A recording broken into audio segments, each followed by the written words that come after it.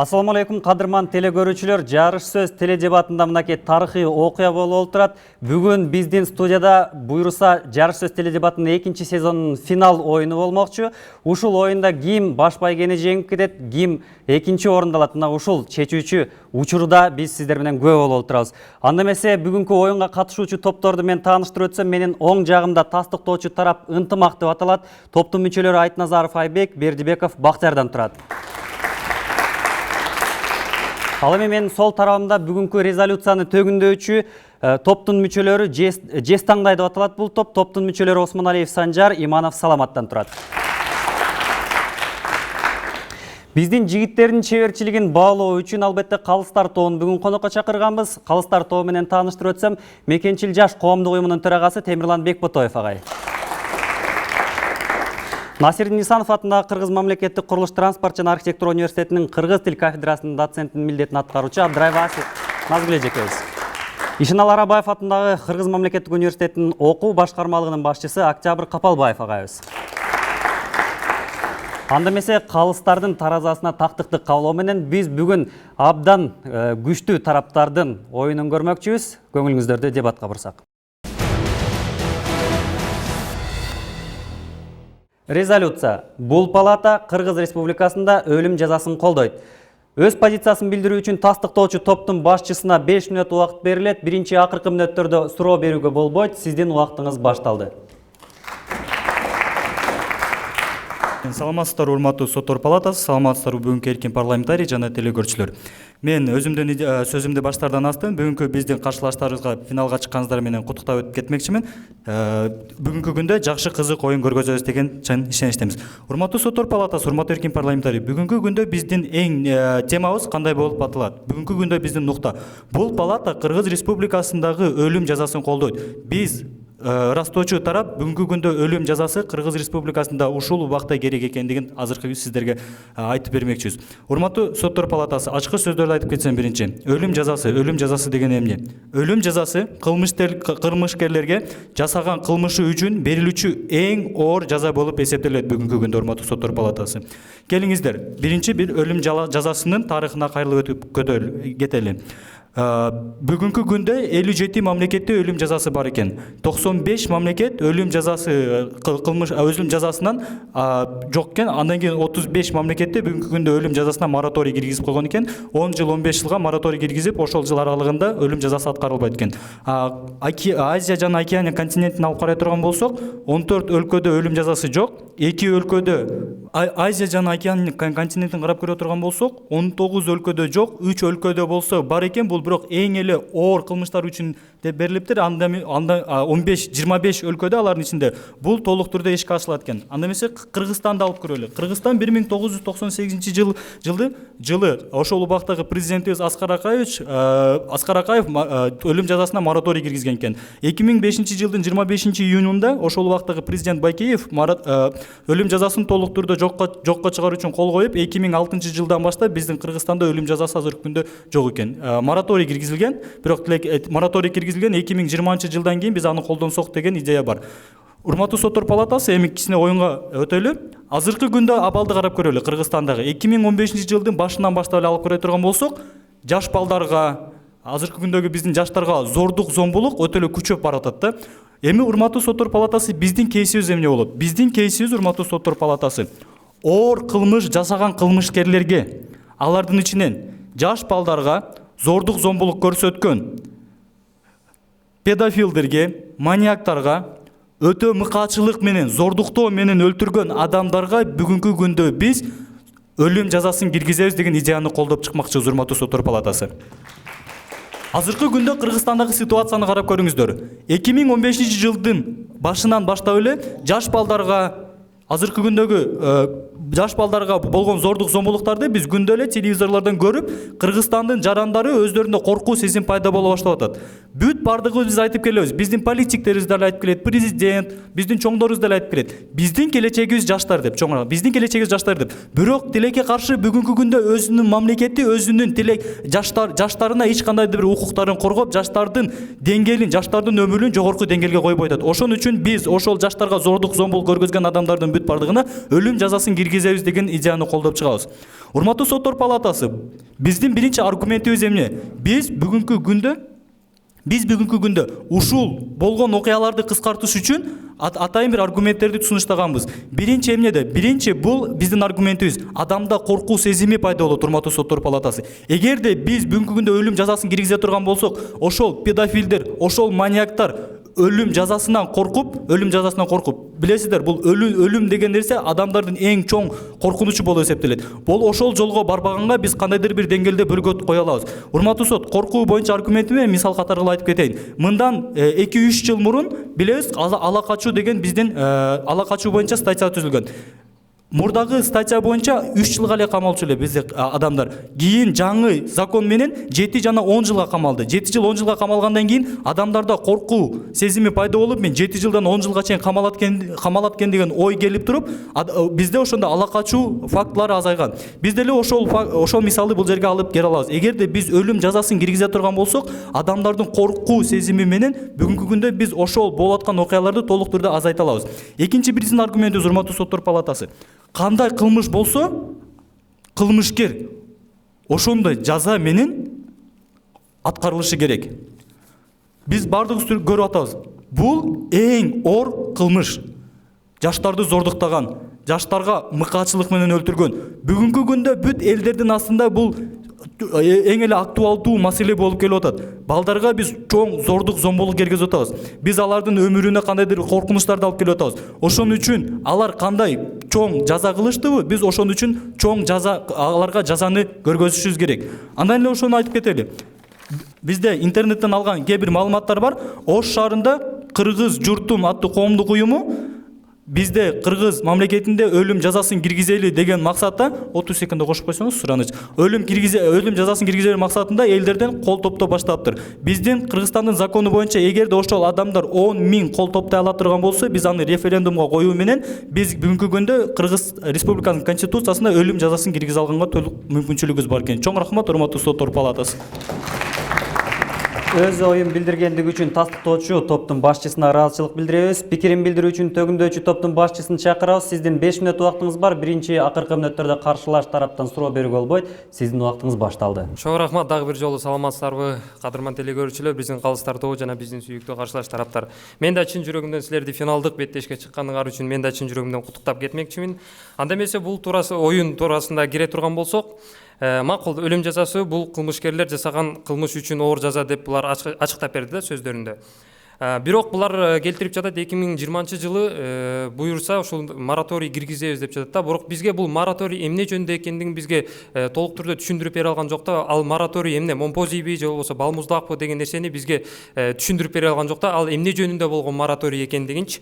Бул бир. Экинчиден, булар өз эле оюндун катачылыгы буларда эмнеде болду деген, бул мындай адамдарды алыптыр да. Педофил, маньяк, жаш балдарга зордук, зомбулук көрсөткөн адамдар үчүн өлүм жазасын киргизебиз деп жатат. Эми урматтуу соттор, негизи биз бул жаза деген өзү эмне дегенге кайрыла турган болсок, бул жаза азыркы күндө Кыргыз Республикасында деги эле дүйнөлүк коомчулукта демократиялуу, гумандуу жашоо мезгилинде бул жазанын максаты негизи 3 бөлүктөн турат. Бул биринчиси социалдык адилеттүүлүктү тургузуу, башкача айтканда гумандуулук. Эч бир адам башка бир адамдын өмүрүн алып коюуга эч кандай укугу жок. Экинчи бөлүгү кылмышкерлерди тарбиялоо. Эгерде булардын ою менен ала турган болсок, өлүм жазасын киргизе турган болсок, бул жаза эмес, жаза болбой калат да. Анткени жазанын бөлүгү бул кылмышкерди тарбиялоо. Эгерде аны өлүм жазасына тарта турган болсок, башкача айтканда аны өлтүрүп кое турган болсок, ал жазаланбайт деген сөз да.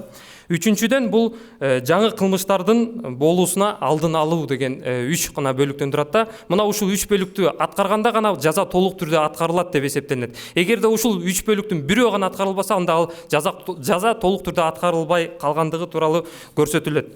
Эми экинчиден, азыр мен айтып кетейин силердин эмне үчүн бул педофил жана маньяктарды туура эмес алгандыгын мен сиздерге далилдеп бермекчимин.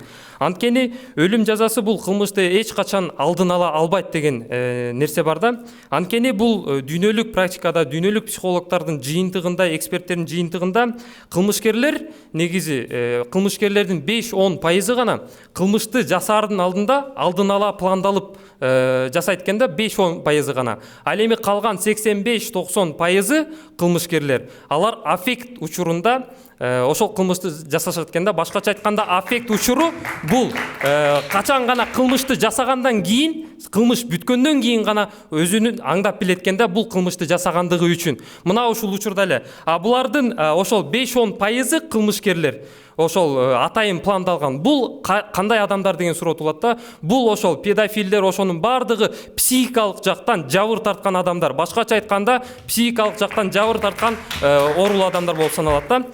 Чоң рахмат. Калып берип көрүңүз. Сиз айтып атасыз да, мисалга демократия алып атасыз өзүңүздүн биринчи аргументиңиздичи. Эң эле демократиянын тук чокусуна жеткен АКШны алып көрөлү. АКШ бүгүнкү күндө өлүм жазасы боюнча эң алдыңкы 5 мамлекеттин ичине кирет экен да. Буга кандайдыр бир комментарий бере аласызбы? Азыр мен аны өз сөзүмдө айтып өтөм да.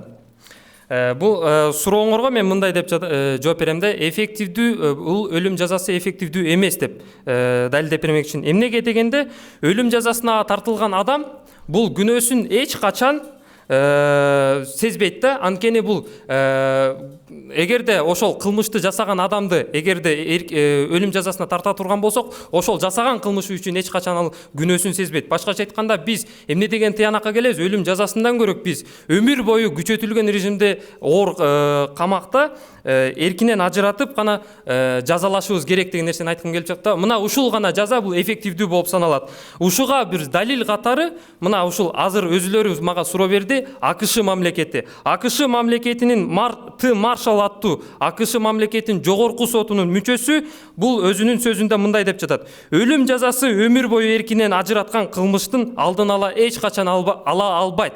Тактап айтканда бул эффективдүү эмес болуп саналат өлүм жазасы деп жооп бергенде. Эми булардын бир аз аргументтерине токтоло кете турган болсом, булар эки эле аргумент келтирип берди. Коркуу сезимин пайда кылат дейт да, эгерде өлүм жазасын алып келсек. Жок, мына өзлөрү туура эмес алгандыгын мен далилдеп бердим. Эмнеге ошол педофилдер, буларда эч кандай коркуу сезими болбойт. Анткени алар психикалык жактан жабыр тарткан адамдар деп мен силерге көрсөтүп бердим. Экинчиден, булар кандай жаза берилсе, ошондой жаза аткарылыш керек деп жатат. Азыркы күндө биз гумандуулукту көтөрүп чыктык. Эч бир адам башка бир адамдын өмүрүн кыюуга эч кандай укугу жок. Менин дагы толтура өзүмдүн сөздөрүм бар эле. Аны менин кесиптешим мүчөм толуктап кетмекчи. Чоң рахмат. Төгүндөөчү топтун башчысына ыраазычылык билдиребиз. Ал эми кеп кезеги тастыктоочу топтун мүчөсүндө сиздин 5 мүнөт убактыңыз бар. Биринчи акыркы мүнөттөрдө суроо берүүгө болбойт. Сиздин убактыңыз башталды. Саламатсыздарбы, урматтуу телекөрүүчүлөр жана соттор коллегиясы. Сиздерди бүгүнкү финалдык оюнга өтүшүңүздөр менен чын жүрөктөн куттуктайм.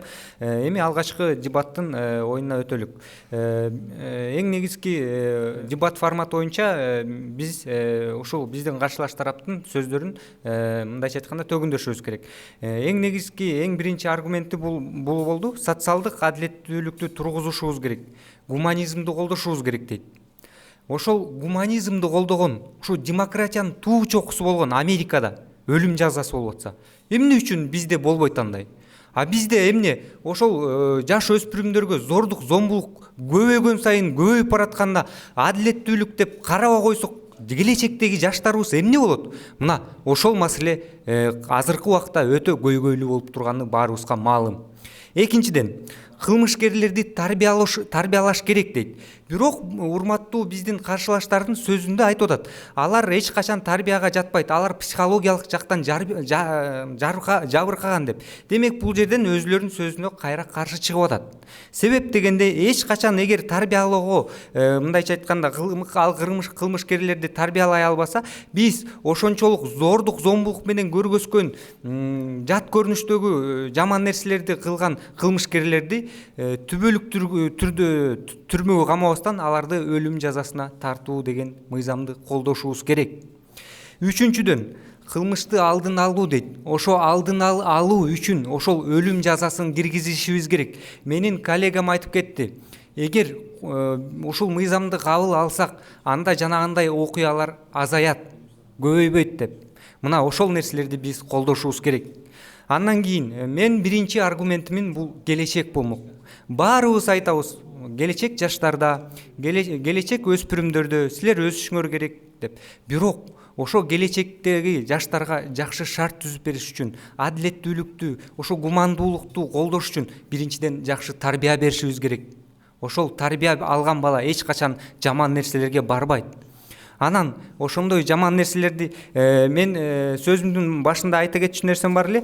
Педофил дегенди кыргызча бачабаздык деп айтылат да, бул жаңы термин. Анан көбүнчө телекөрүүчүлөр түшүнбөй калышы мүмкүн, ошон үчүн мен педофил деген терминди колдонууга мажбур болдум. Андан кийин тарыхка карап көрөлү. Мына тарыхта ушул кыргыз элибиз ошол жаман ыплас нерселерди жасаган кылмышкерлерге, зөөкүрлөргө таш бараңга алып сабап өлтүрүп салчу.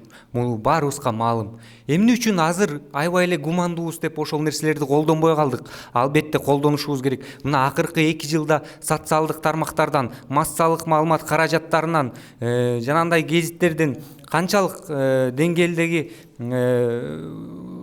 чагылдырылып жатканын баарыбыз көрүп жатабыз. Урматтуу мен бийлик өкүлдөрүнө дагы учурдан пайдаланып кайрылып кетет элем. Урматтуу бийлик өкүлдөрү, ушул нерсени алдын алып, ушул мыйзамды колдошуңарга мен тилектешмин. Колдоңуздар деп айтмакмын. Анткени келечектеги муундарыбызга балта чаба албайлы тагдырларына. Сурооңуздарга кабыл алдыруу.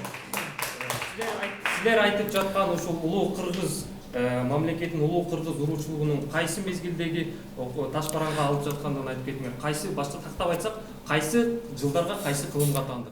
Рахмат чоң. Ормонхан убагында ошондой нерселер болгон. Андан кийин менин үчүнчү аргументим бул бакубат жашоо дейт. Ар бирибиз бакубат жашоого, мындайча айтканда, баарыбыз бакубаттуу жашоого милдеттүүбүз жана укугубуз бар. Бирок биз демократиялуу мамлекетпиз деп төш кагып жүрө берсек, анда эртеңки келечегибизди ким сактайт? Аларды биз ойлошубуз керек. Аларды биз коргошубуз керек. Андан кийин мисалы түрмөдө жаткандарга күнүнө ошол өтө зөөкүрлөнүп, жанагындай педофил, маньяктарга күнүнө тамагына 90 сом бөлүнөт экен. Бул ачыктан айтылган маалымат. А ошол детдомдо, мындайча айтканда, балдар үйүндө тарбияланган балдарга 70 сом бөлүнөт экен. Бизге ошол зөөкүрлөргө 90 бөлгөнүбүз жакшыбы, 90 сом бөлгөнүбүз жакшыбы, же ошол балдар үйүндө жүргөндөргө 150 сом кылып көбөйтүп бергенибиз жакшыбы? Мына ошону дагы эске алышыбыз керек. Анан түрмө куруш үчүн 300 миллион сом акча кетет экен. Ошол түрмөлөрдү кургандан көрөк бала бакча, мектептерди курганыбыз жакшыбы, же түрмөлөрдү курганыбыз жакшыбы? Мына ошол дагы ойлондуруп койбойт. Эгер чын эле келечекти ойлосок, балдардын келечегин ойлосок, жаштардын келечегин ойлосок, эртеңки кылмыштуулукту алдын алабыз десек, анда мен ойлойм, бул биз ушул өлүм жазасын кабыл алышыбыз керек деп. Чоң рахмат. Тастыктоочу топтун мүчөсүнө ыраазычылык билдиребиз. Кеп кезегин төгүндөочү топтун мүчөсүнө беребиз. Сиздин 5 мүнөт убактыңыз бар. Биринчи акыркы мүнөттөрдө суроо берүүгө болбойт, ал башталды. Терең ырахчылык. Саламатсыздарбы, кадырман көрүүчүлөр, биздин калыстар тобу. Бүгүнкү биздин акылман тастыктоочу тараптын келтирген бизге линиясы логикалык жактан бир аз ката кеткендиги сиздерге аз далилдеп бермекчимин. Эмнеге дегенде, булардын эң эле алган башкы кейс катары бизге алып сунуштап берди. Бул өлүм жазасы жанагы абдан чоң педофилизмге, жана ошондой эле абдан чоң маньяктык киши өлтүрүүгө, мыкачылык менен киши өлтүргөндөргө бул өлүм жазасы колдонулат деди. Анткени булар эффективдүү болот деди. Бирок андан сырткары ошо колдонот деди. Андан сырткары булар өздөрү именно ошо оорулуулар деп, урматтуу калыстарда. Ушул нерсе көңүл бура. Бул адамдар психологиялык жактан оорулуулар, урматтуу калыстар тобу. Буларды соттогон күндө дагы булар деген атайын психбольницаларга соттолот, урматтуу. Булар деген атайын өзүнчө жана педофилизм деп, бул өзүнчө жанагындай акыл эси жетпеген адамдар болот урматтуу. Булар деген толук кандуу дүйнөгө көз карашы толук кандуу болбогондуктан булар ошол ишке барып аткандыгы болот урматтуу. Біз аларды мисалы урматтуу ошолордун көйгөйүн чечпестен аларды биз өлтүрүп салсак, биз кандай бир жыйынтыкка келебиз урматтуу. Эгерде мисалы биз ошондой ооруларды өлтүрүп, алар ошондой оорулуу болуп калгандыгына ошолор өздөрү күнөөлүү урматтуу. Бул жерден ошого көз чаптырып көрөлүк. Кимди алдын алганда бул жерден ошолорду эгерде мисалы ошончолук маньяктарды алдын алыш үчүн маньяктарды өлтүрүп салсак урматтуу. Ошо маньяктарды алдын алабыз урматтуу. Же болбосо педофилдерди өлтүрүп салсак, педофилдерди алдын алабыз урматтуу. Бул өлүм жазасы эч убакта кылмышты алдын албайт урматтуу. Буга мисал катары азыр оюн бүтүрүп алайын. Буга мисал катары урматтуу калыстар тобу. Америкада 1960 жылдары жана зордуктоо иши боюнча өлүм жазасы кабыл алган. Мында эмне болгон? Мында кайрадан кылмыш абдан көбөйгөн. Эмнеге? Анткени адамдар эгерде зордуктаса, ошону деген мени кийин айтып салбасын деп ошону өлтүрүп туруп кеткен урматтуу. Бул жерде уже мындай аркасынан күбө калтырбастан бул өлүм жазасы болуп, өлүү огуш менен кылмыш көбөйө баштаган урматтуу. Бул жерден жанагы мен айтып өткөндөй алдын албай дагы бир экинчи факт. Эмнеге анткендигин мен башыма айтып кетти. Адам оор кылмыш кылып жатканда ал 85% ал өзү ошол кылмыш кылып атканын сезбейт, билбейт урматтуу. Өзү эмне кылып атканын билбегенде кантип ал өлүп калам, же болбосо кантип мен жаза экендигин ойлойт урматтуу. Бул эч кандай логикалык жактан туура эмес урматтуу. Экинчиден ал эми ошол жанагы булар айтып жаткан ошол 5-10% жанагы атайын пландап туруп өлтүргөндөр булар деген жанагындай акыл эси жетпеген оорулуулар болуп жатат урматтуу. Ал эми оорулууларды өлтүрүү менен урматтуу биз келечек кылмышка эч кандай өгөт түзө албайбыз урматтуу. Ушуну айта кетмекчимин. Андан сырткары айтыңыз. Сиз айтып атасыздар, мисалга коркуу сезим пайда болбойт деп да. Сиз студентсиңиз, эгерде сизде мугалимиңиз келип сен окуп алсаң 2 аласың, 2 алгандан кийин сен университеттен отчисление болуп кетесиң десе, сизде коркуу сезим пайда болобу? Бул жерде мени деген бул жерде мен айткым келген негизги оюм урматтуу биздин тастыктоочу тарап. Адамда эгерде мисалга деген ошол именно мен азыркы учурда акыл эсим ордунда адаммын. А бирок ошол кылмыш кылып жаткан адамдын акыл эси ордунда эмес. Ошол педофил же маньяк же ошол адам. Аларга кантип түшүндүрөбүз, аларга каяктагы аң сезим урматтуу. Ошого биз өзүңөрдүн бир жаңылыштыгыңар болуп калды. Андан сырткары бул учурда дагы бир далил болуп берип, бул ООН бул туурасында ишке карашкан экен дагы 1998 жылдан 2002 жылга чейин ошо мурунку болгон өлүм жазалары ишке аштыбы же ашкан жокпу, өзүнүн максатына жетип жеткен жокпу деген изилдөөсүн жүргүзүп туруп, аягында төмөнгөдөй чечим чыгарган экен. Бул өлүм жазасы өлүм жазасы алдын ала боло турган өлүмдөрдү алдын алат деген бул жөн гана адамдарга болгон гипотеза экен. Бул эч кандай кылмыштарды алдын албайт экен. Деги эле өлүм жазасы бар мамлекет, өлүм жазасы жок мамлекет менен бул кылмыштуулуктун айырмасы жок экен урматтуу. Бул нерсеге көңүл буруш керек да. Эгерде бизде кылмыштуулук бул алган өлүм жазасы эгерде бизге жыйынтык алып келбесе, анда аларды мисалы өлүм жазасын тартып эмне кереги бар урматтуу? Аларды тескеринче аларга жардам бериш керек, аларды айыктырыш керек урматтуу. Ал оорулуу адамдар, ал жардамга муктаж болгон адамдар урматтуу. Андан сырткары мисалга деген эгерде ошондой макул болгон күндө дагы азыркы учурда соттун катачылыгы бар урматтуу. Чоң рахмат. Кыргызстанда мисалы азыркы учурда Кыргызстандын биздин өкмөт тарап мисалы азыркы учурда же болбосо сот системасы уникалдуу же болбосо идеалдуу эмес урматтуу. Сөзсүз түрдө кандайдыр бир ката кетиши мүмкүн. Ошол учурда урматтуу күнөөсүз адамдардын жөн гана адилетсиз түрдө өлүп калышы бул жерден ыктымалдуу болуп турат да. Эгерде кандайдыр бир себеп менен кийин акталып чыкса урматтуу, ага уже шанс болбой калат. Буга далил катары мисалы биз баарыбыз Чикатило аттуу бир ушунчалык маньякты билебиз. Ал анын башында чоң рахмат, анын башында чоңдогон мисалы 30-40 жакын өлүм турат да. Бирок ошо Чикатилонун кармоо процессинде онго жакын адам урматтуу соттун жаңылыш чечими менен өлүмгө тартылган экен урматтуу. Бул процессте ошо Чикатилону кармайм деп ошо шектелген 10 адамдын өмүрүн кыйккан экен. Бул жөн гана бир эле мисал. Мындай мисал эгерде бул дүйнөлүк эме менен карап жатабыз, эгерде Кыргызстанга ушуну киргизе турган болсо, азыркы учурда биздин сот системабыздын сатылгандыгы азыркы учурда биздин коррупция менен урматтуу. Чоң рахмат, кичине убакыт алайын. Азыркы учурда сот тармакты бир аз биздин коррупциянын негизинде биз бул системанын эффективдүү эмес экендигин дагы бир жолу көрөбүз. Чоң рахмат. Төгүндөөчү топтун мүчөсүнө ыраазычылык билдиребиз. Анда эмесе кадырман телегөрүүчүлөр, урматтуу оюнчулар жана калыстар, ушуну менен дебат бөлүгү соңуна келип жетти. Кийинки бөлүк бул сөзмөрлөрдүн, чечендердин ой пикири оюн жөнүндө. Оюн кандай деңгээлде өттү, кандай кемчилдик, артыкчылык болду, ушул жөнүндө айтып өтсөңүздөр. Берилген мүмкүнчүлүккө чоң рахмат. Мен жаран катары өзүмдүн жеке позициям боюнча өлүм жазасына каршымын. Анткени эмне үчүн? Биз сот процессинде мен биринчи эле айта турган нерсем бул сот процессинде дайыма сот катачылыгына жол берилет да. Бул нерсени биз 100% кылып соттор ката чыгарбай тургандай кылып кое албайбыз. Аны жасоо үчүн автоматташтыруу керек. Биз билебиз, автоматташтыруу сот процессин дээрлик мүмкүн эмес.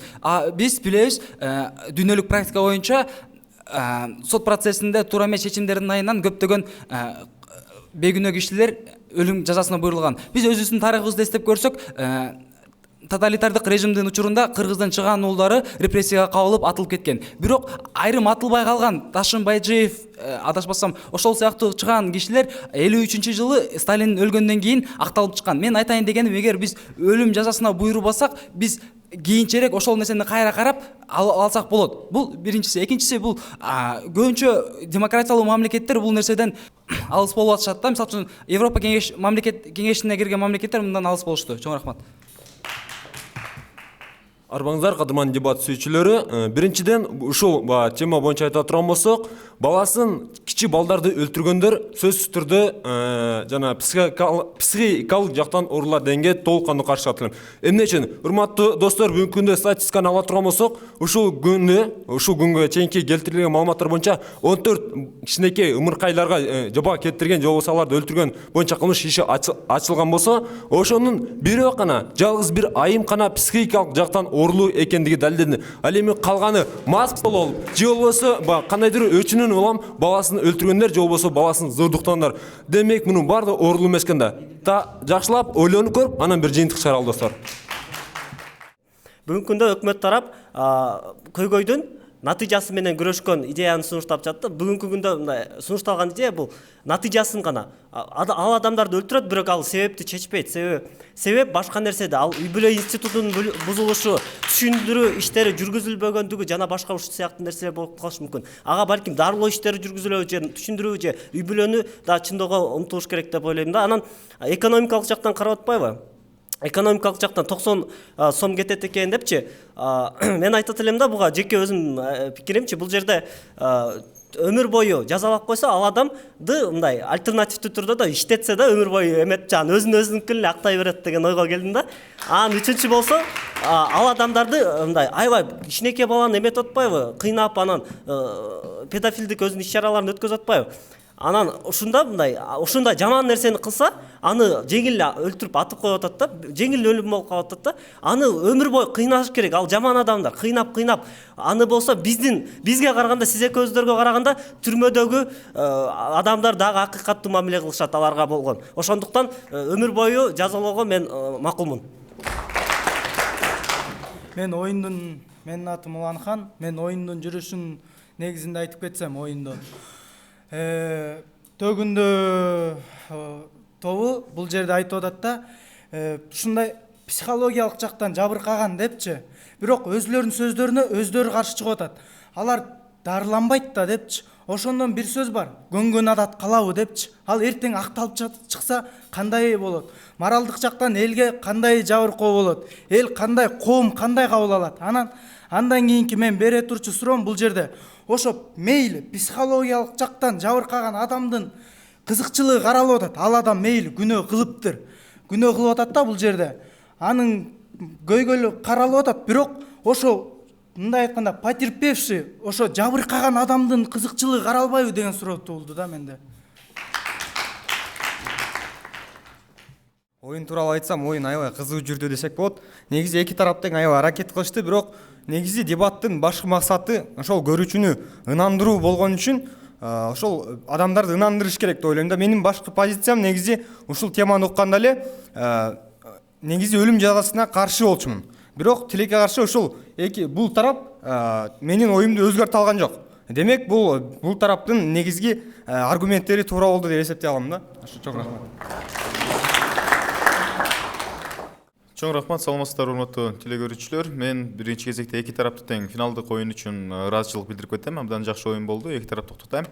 Ал эми жеке өзүмдүн оюм боюнча бүгүнкү күндө өкмөттүн сунуштап жаткан ойлору мага жакты. Себеп дегенде бүгүнкү күндө өкмөт айтып жатат, бул акчаларга тигилерди соттоп, аларды камаанын ордуна, аларга тамак берүүнүн ордуна биз ошолордун акчаларына садиктерди курбайлуу, бала бакчаларды салбайлуу, мектептерди кылбайлуу дегени бул менин оюмча жакшы ойда. Себеп дегенде биз жаман гана түрмөлөрдү, ар нерселерди ойлобой, биз келечекти балдарды, кичинекей балдарды ойлоп, бала бакчаларды салышыбыз керек. Ал эми албетте эки тарап болот дейт, ошонун кемчиликтерин айтып коеюн. Биринчи кезекте Айбек Айтназаров бул жерде айтып кетти, өкмөттүн башчысы. Жанагындай кыз ала качууну биз токтотуп атабыз, мындай жылдык берип атат да. Биз алдын алдык, мынакей мондай жылдан 3 жылдан 7 жылга чейин кылсак, кылмыштуулук азайды депчи. А сиздер өлүм жазасын киргизген жоксуздар ал жерге. Ал жерде сиздер 3 жылды 7 жылга гана жылдырсыздар. Демек, сиздердин позицияңыздарга бул ойнобой калды демекчимин. Чоң рахмат.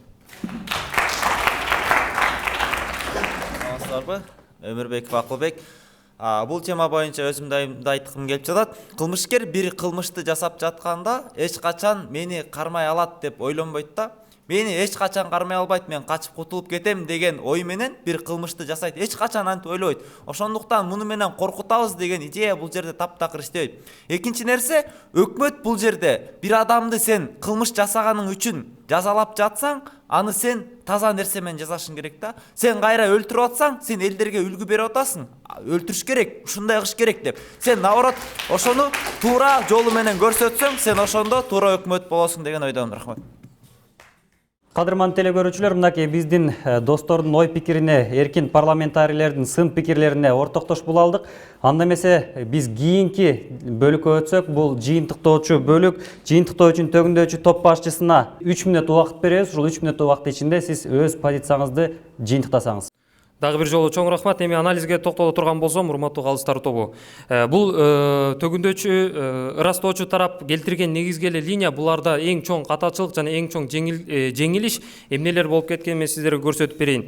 Биринчиден, булар келтирилген ошол эң чоң аргументи ушул коркуу сезими пайда болот деди да. Менин кесиптешим да, менин жеке өзүм дагы бул адамдар кайсы адамдар экенин биз сиздерге далилдеп бере алдык. Психикалык жабыр тарткан адамдарда эч кандай коркуу сезими жок болот деп сиздерге далилдеп бере алдык да. Буларда эч кандай маани берген жок, жана аны кайра тургузуп кете алган жок да. Бул бир. Экинчиден, булар кандай кылмыш болсо ошондой жаза менен жазалашыбыз керек деп жатат. Бул жерде чоң логикалык ката жатат да, урматтуу сот. Булардын ою боюнча мына өзүлөрү эле алып жаткан педофил, оор кылмыш жасаган, атайын өлтүрүлгөн адамдар үчүн кандай кылмыш болсо ошондой жаза бериш керек деп жатат да. Эгерде булардын ою боюнча ушул аргументи макул, киши өлтүргөн боюнча ошол өлүм жазасына тарсын, ал эми педофилдер кылган иши боюнча аларга дагы ошондой иш кылыш керекпи деген суроо болот да. Бул жерде чоң логикалык ката жатат. Мына бул дагы бир жеңилгендиктин дагы бир себеби. Үчүнчүдөн, булар функционалдык милдетин да так аткара алган жок. Мен ойлогом ушул ырастоочу тараптын башын, анын мүчөсү да толуктап өзүнүн линиясын, өзүнүн казыгын толук түрдө орнотуп кетет деп ишенген элем да. Чыгып алып тескерисинче өзүнүн кайра башка линиясын сунуштап кетти да. Биз тескерисинче аларга акча үнөмдөбөй эле, биз аларды жок кылганыбыз жакшы. Биз деле айтып коет элек, антипчи, биз деле алардын акча кетирбеш үчүн, жөн акча кетирбеш үчүн биз деле аларды иштетип кайра акча таптырсак болот депчи. Жөн гана айтып коюштун эч кандай кажети жок да. Бул жерде функционалдык милдеттерине абдан чоң көңүл буруш керек деп эсептейм. Экинчиден, мен суроо берип кеттим, мораторий деген эмне жөнүндө көрсөтүп бере алган жок да, урматтуу сот. Аны да эске алып коюңуздар. Үчүнчүдөн, бул менин кесиптешим, менин мүчөм ошол Бириккен Улуттар уюму туурасында мына азыркы күндө Кыргыз Республикасы да ошол БУнун катарына кирет. 1988 жылдан 2002 жылга чейинки изилдөөлөрдүн натыйжасын сиздерге көрсөтүп берди. Ошол өлүм жазасы канчалык күндө азыркы күндө эффективдүү эмес экендигин сиздерге далилдеп берди. Бул жактан да эч кандай реакция калган жокпуз, урматтуу калыстар тобу. Дагы бир нерсени келтирди, соттордун катачылыгы. Азыркы күндө соттордун катачылыгы менен бейкүнөө адамдардын өлүмү дагы болуп кетет деген нерсени дагы эч кандай реакция келтирген жок да. Үчүнчүдөн, дагы бир нерсе айтат элем, эмне үчүн өлүм жазасы эффективдүү эмес экендигин. Барыңыздар эле билсеңиздер керек, Питер шаарында Чорный дельфин деген чоң зона бар да, урматтуу калыстар тобу. Ошол жерде дүйнөгө белгилүү болгон Чикатило ошол жерде өзүнүн мөөнөтүн өткөргөн да. Дагы ошондон кийин Булатов аттуу чоң маньяк, ошол жерде дагы абдан коркунучтуу маньяк өзүнүн эркинен ажыратылып, 6 жолу эркинен ажыратылып, ошол жерде өзүнүн жазасын аткарып жатканда, ал өзү кайра протестке чыкканда, мени ушундай эркимен ажыраткандан көрө, мени кыйналтып жашагандан көрө, мени өлүм жазасына тартып салгылачы деп. Мына көрдүңөр, өлүм жазасына караганда ошол биз жогоруда дагы айтып өткөн оюндун негизги маңызы ошол жасаган кылмышы үчүн биз ошол жасаган кылмышы үчүн мындай адилеттүү түрдө биз келтирген ошол социалдык адилеттүүлүктү тургузуу деп чыкпадыкпы, ошондой түрдө аларга дагы ошондой оор кыйноо менен өзүнүн жазасын алыш керек деген нерсени айтканбыз. Чоң рахмат. Жыйынтыктоочу сөзү үчүн төгүндөочү топтун башчысына ыраазычылык билдиребиз. Кеп кезегин жыйынтыктоо үчүн тастыктоочу топтун башчысына беребиз. Сиздин 3 мүнөт убактыңыз бар, ал башталды. Чоң рахмат урматтуу алып баруучу. Анда эмесе мен бүгүнкү анализ көтөрө турган болсом. Урматтуу соттор палатасы бүгүнкү күндө биздин төгүндөочү тарап 3 негизги жайын айтып атат. Демократия гумандуулукка жетебиз. Экинчиси педофилдер оорулуулар, биз аларга оорулууларга эч кандай бир жаза бере албайбыз депчи. Үчүнчүсү бул соттор системасы деп атат. Урматтуу соттор палатасы мен үчүнчүсүнөн баштап рибатылып өтөйүн. Соттор системасы. Урматтуу соттор палатасы, биз бүгүнкү күндө өлүм жазасын колдойт, актайт, каралайт деген темада ойноп атабыз. Биз бүгүнкү күндө соттор системасы кандай иш алып барат, прокуратура кандай иш алып барат, ал жөнүндө биз эч кандайдыр биздин резолюциябызда жазылган эмес. Тилекке каршы бүгүнкү күндө төгүндөочү тарабыбыз башка бир линия менен кетип калды. Андан кийин алып көрөлү. Гумандуулук деп атат, урматтуу соттор. Биз гумандуулукка жетишибиз керек деп атат. Ошол балдардын өлүмү, ошол балдардын кийинки жашоосу, ошол балдардын ата энесинин көз жашы, азыркы биздин коомдогу шок болгон моменттер, ошолорду эске алып атабы бүгүнкү күндө төгүндөочү тарап? Ошолорду эске алып атабы? Көрүп атасыздарбы, урматтуу соттор, бүгүнкү күндө биздин оппозиция тарабыбыз өзүнүн кандай гумандуулугун көргөзүп атат. Демократия жөнүндө айтып атат, урматтуу соттор. Демократиянын туч окусуна жетебиз деп. Мен өзүмдүн суроомдо бердим. Дүйнөдөгү эң 5 көп өлүм жазасын киргизген мамлекеттердин ичинен Америка Кошмо Штаттары кирет экен. Бүгүнкү күндө Америка Кошмо Штаттары демократиянын эң туу чокусуна жеткен штат, мамлекетпиз деп өздөрүн жарыялап келет. Буга эч кандай бир комментарий бере алган жок, урматтуу соттор палатасы. Педофилдер жөнүндө. Педофилдер оорулуулар деп өздөрү айтып атат. Биз аларды эч качан биз аларды айыктыра албайбыз деп атат. Урматтуу соттор, булар идеясы кандай болуп атат? Өмүрүнүн аягына чейин биз аларды камайлы деп атат. Менин өкмөт мүчөм айтып кетти. Эмне үчүн биз алардын өмүрүнүн аягына чейин камап, мамлекет аларга акчасын берсин деген идеяны айтып атабыз. Айтып атат. Биз эмне үчүн алар кылмыш кылышты? Алар мамлекетке зыян келтиришти. Алар Кыргызстан жарандарына зыян келтиришти. Эмне үчүн биз аларга жардам беришибиз керек? Жардамга муктаж адамдар деп бүгүнкү күндө оппозиция тарабы айтып атат. Эмне үчүн мамлекетибизге зыян келтирип атат, жарандарыбызга зыян келтирип атат? Биз дагы аларга өзүбүздүн гумандуулугубузду көргөзө беришибиз керек, урматтуу соттор. Анда башка жабыр тарткан адамдарга ким гумандуулук көргөзөт, урматтуу соттор палатасы? Аларга деңгээлдеги, ошол оор кылмыш деңгээлиндеги ким гумандуулугун көргөзөт? Мен өзүмдүн ачкы сөзүмдө айтып кеттим. Өлүм жазасы бул эң эле жогорку кылмышта кылган адамдарга эң оор жаза деп. Келгиле, мен эми өзүмдүн линиямды өтөйүн. Бизде 3 негизги жай айтылып кетти, урматтуу соттор палатасы. Биринчиси, адамдарды коркутуу деп. Мен өзүмдүн ала качуу боюнча законопроект боюнча түшүндүрүп берип кеттим. 3 жыл болчу, 7 жыл, 10 жыл.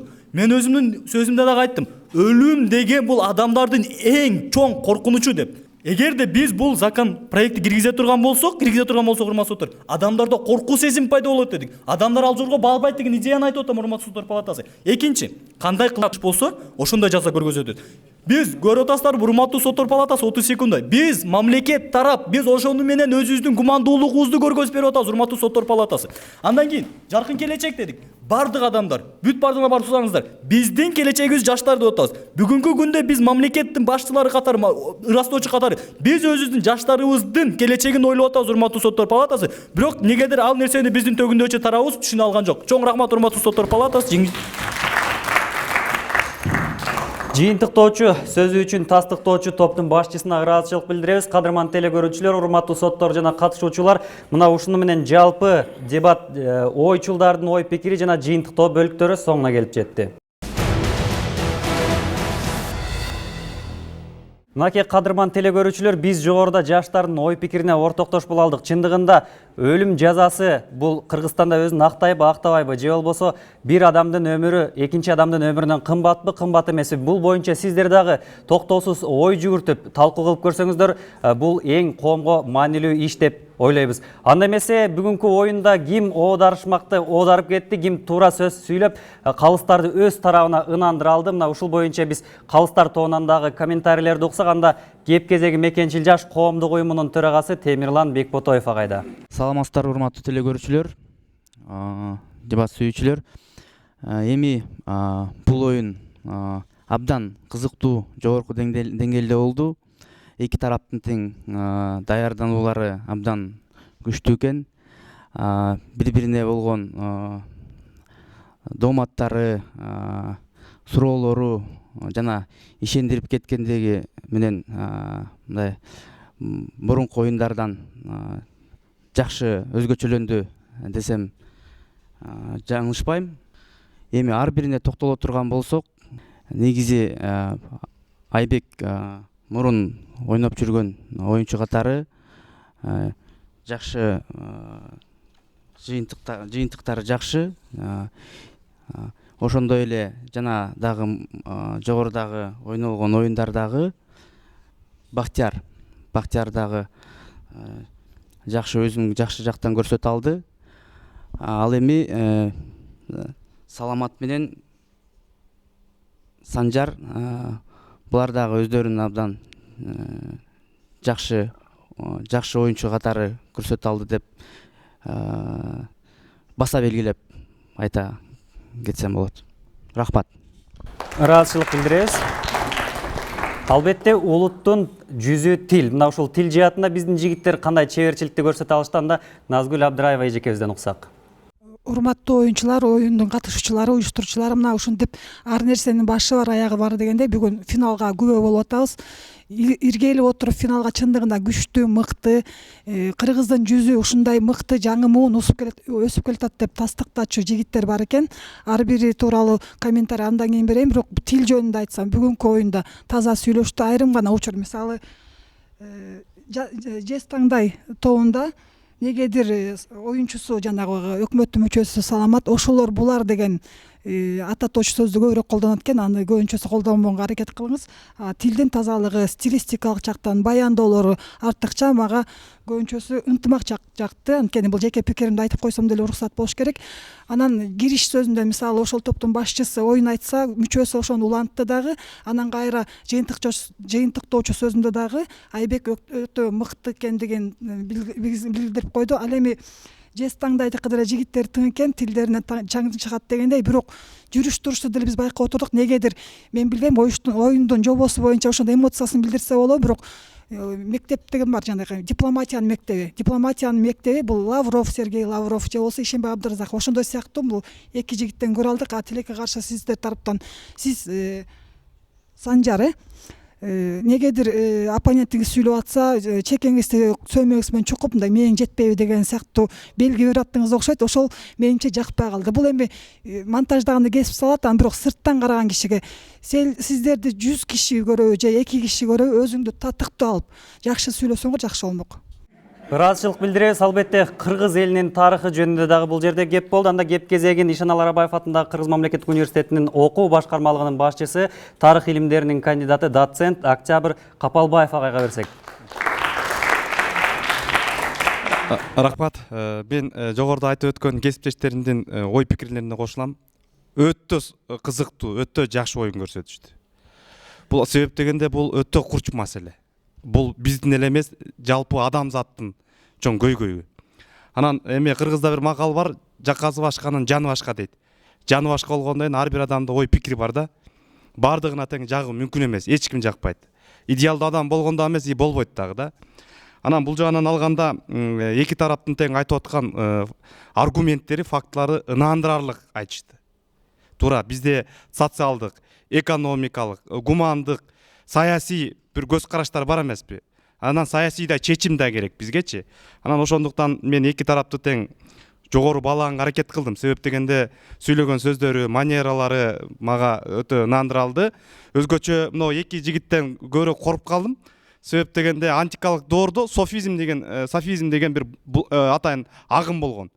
Ушул бир сотто 500-600 адамга чейин жактоочулар катышкандагы кылмыш кылган адамды актап кеткен да. Өлүм жазасынан куткарып койгон. Же таптаза адамды күнөөлүү кылып койгон да. Мына ушул тарабынан алганда ушул жагында абайлагыла деген айткым келет да мына жигиттерге. Анан албетте бул эки жигит дагы өзүнүн каныгып калгандыгын, ойлорунун омоктуу экендигин, ою иреттүү экендигин да көрсөтүп коюш. Себеп дегенде бир ойду экинчи ой менен бастырбай, жакшы аргументтүү өзүнүн ойлорун аябай кырааты менен эмоцияны да оздуктап, жакшы жеткиликтүү айтышты дедик. Мен ушул жаштарга ийгилик каалайт элем. Ушундай жаштар өсө берсин, өнүгө берсин. Ыраазычылык билдиребиз. Мынакей кадырман теле көрүүчүлөр, калыстардын чечими ушундай болду. Биздин топторго айтылган сын пикирлерди уктуңуздар. Ал эми чындыгында бүт дүйнө элин таң калткан кыргыз жаштары илим, билим, маданият, спорт, экономика менен өзүбүздүн өлкөбүздү дүйнөлүк аренага алып чыгууга азыртадан аракет кылып баштайлык. Эмки эфирден амандашканга чейин ыйманыңыздар сак саламатта болсун. Ассаламу алейкум.